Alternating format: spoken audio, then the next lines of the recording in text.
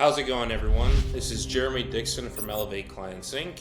And welcome back to the channel. If you are running a commercial cleaning company and looking to consistently land big contracts, then you are in the right spot.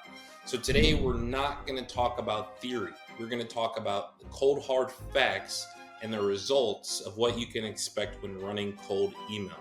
So this is across hundreds of campaigns. We have generated literally thousands of leads and closed contracts for our clients. So today we're going to dive deep into cold email campaigns and how to actually use them to close deals. So I'm going to take you behind the scenes, straight into our campaign dashboards and inboxes to show you exact results and real client replies. So as I said, this isn't about strategy. This is going to walk you through our proven 4-step process to scale commercial cleaning companies with cold email. So number one, why cold email for your commercial cleaning business? First, let's quickly just touch on how much of a powerhouse cold email is for commercial cleaning. I mean, it's legitimately a direct path to growth.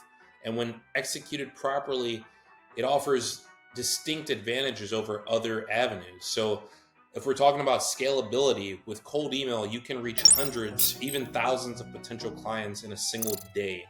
And the return on investment for a well-planned and well-ran cold email campaign often blows, other traditional advertising out of the water. And when it comes to the targeting, you don't even have to cast a wide net. Let's say you know who your exact preferred types of clients are. Let's say those are just dentists. You can go and get a list of just dentist office in your area and then reach out directly to those decision makers. And that brings us into step one, building the foundation, which is building a targeted lead list. It's about finding decision makers in need of your service. Who exactly are we going after? What industries are we targeting? What size of business? Are we talking medical facilities, corporate offices, schools, industrial spaces? The more specific, the better. To get high quality contacts, we're going to use our tools such as Apollo.io, LinkedIn Sales Navigator, and Outscraper to gather decision makers' contact info. So we want to make sure we have clean data so that we can actually reach our targets. All right, so let me pull back the curtain and share my screen and show you exactly how we'd go about building a lead list with Apollo. Okay, so once we're in Apollo, we're in the people section, we can search by virtually anything we want, right? So let's just go Houston, where I'm at, for example, Houston, or let's just go greater Houston area. All right, so we see the contacts went down from a couple million to 1.5 million. Let's change the employee size to, let's see, 10 plus, or let's just say 10 to 1,000 employees. Okay, so the contact list is getting even smaller. And now let's go after the exact job titles that we're looking for. So usually we're going to go after, let's say, the facility manager. We'll want to go after property managers. We'll want to add the facility director as well. We'll want to add the owners and the CEOs. Oh, actually, I spelled that wrong. Let's try that again. Owner, CEO.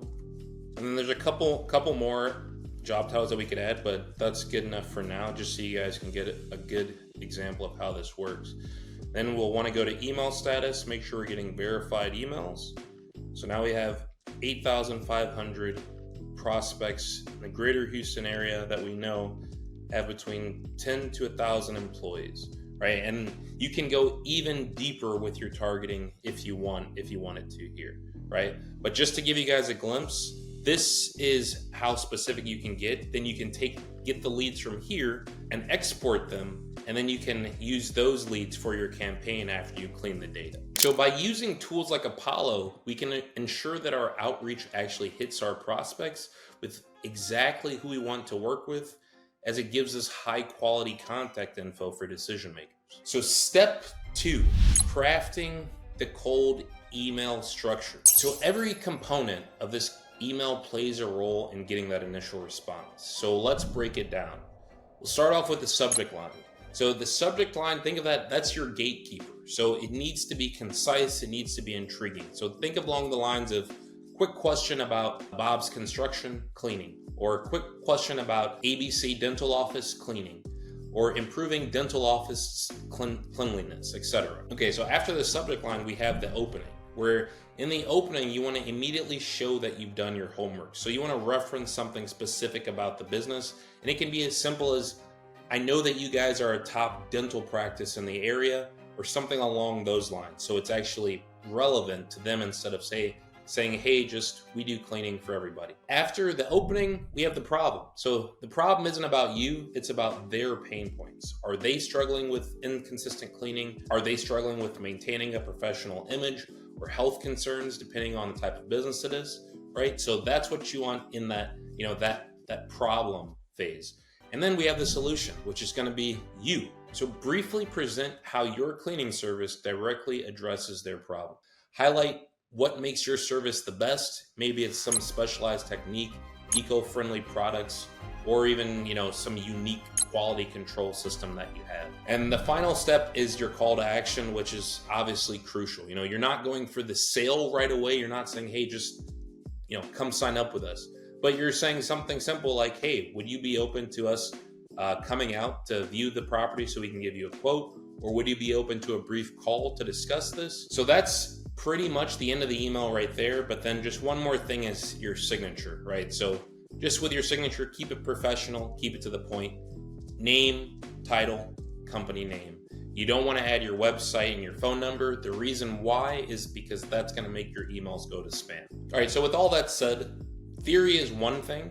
Just want to show you quickly what some of the results actually look like inside of campaigns. So this campaign, or these 4 campaigns, I should say, you can see this was 56,000 emails sent, 50,000 emails sent, 56,000 emails sent, 60,000 emails sent. And you see the reply rate ranges, 10% the first time you reach out, and it goes lower from there. But as you see, the amount of leads that this company was able to generate is astronomical, and more than most people, they'll generate in an entire year. So step 3 is the follow-up sequence. So you need to follow up with leads, whether that's in person, on the phone, anywhere. The same thing happens when you're sending cold emails. So before I show you guys inside of what the replies look like and everything like that, I just want to touch on this because it's truly important. And as people say, you need to follow up until they either buy or die. One email is rarely enough. The real power is in a structured series of emails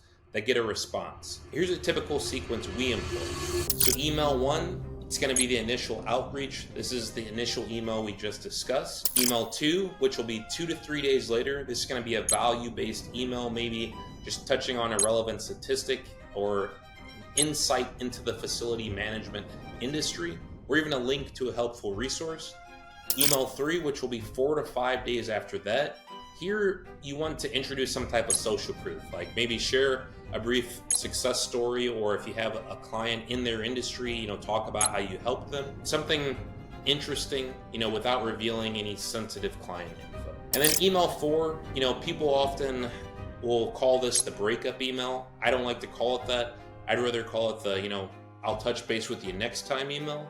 So it generally just lets the prospect know that you're not going to keep emailing them right now, but you'll follow up in a few months to see if they're open at that time. When you're using email platforms and email sending tools, and you'll see I have different videos about them on my platform. It allows you to send these emails in a sequence without you having to sit at your computer and do this manually. Right, so I just want to show you inside of some of these inboxes so you can actually see what's happening and see what these replies from clients look like. Okay, so if we look inside of here now, and I'm gonna blur out the exact emails we send. If you want to get that, you got to pay us. You got to be our client. So we reached out with the first email. This was May 26th. No response. Reached out again, June 6th. And then on June 10th is actually when they responded and they said, hello, Vince, would Thursday, June 12th suit you guys around 12 p.m.? Best wishes, right? So then from here, it looks like actually they weren't able to meet them on that exact date. So then they rescheduled for June 8th at noon, and then, they had their meeting. Okay. And so another one going here. So yeah, we see here, we reached out to the prospect, and it's actually funny. We sent this email on July 4th, which, people were saying, don't send emails, don't do anything, yada, yada. So we reached out July 4th, no response on July 4th because that person wasn't there. But they responded the next day, July 5th. Good morning. Thank you for reaching out. Yes, I'm here Monday, Tuesday, Wednesday this week till 3 p.m. if you want to stop in and give us a quote and details on your services. So client responded back, yes, 1 p.m. would work. Is this just checking to make sure this is the right address? And then they confirmed it, and the client sent over their phone number as well. So as you see, these aren't just clicks. These aren't just people opening. These are people who are actually interested in getting a quote and potentially switching their commercial cleaning services. So step 4, the final step, is just optimization and maximizing your impact with data. To consistently get these kind of results, you need to be strategic and data driven. What you should be doing is A/B testing. Always be testing. Test your subject lines, test your calls to action, and even your opening sentences. See what resonates best and gets the highest response rates from your target audience. Then as well, you want to track your metrics. One thing that we don't track, and I am telling you, if you're doing this on your own, do not track opens because it actually hurts your email deliverability. But what you do want to be tracking is your reply rate. If your reply rate is under 3%, and this is the first time you've ever sent an email to this lead list, there's an issue. Either your emails suck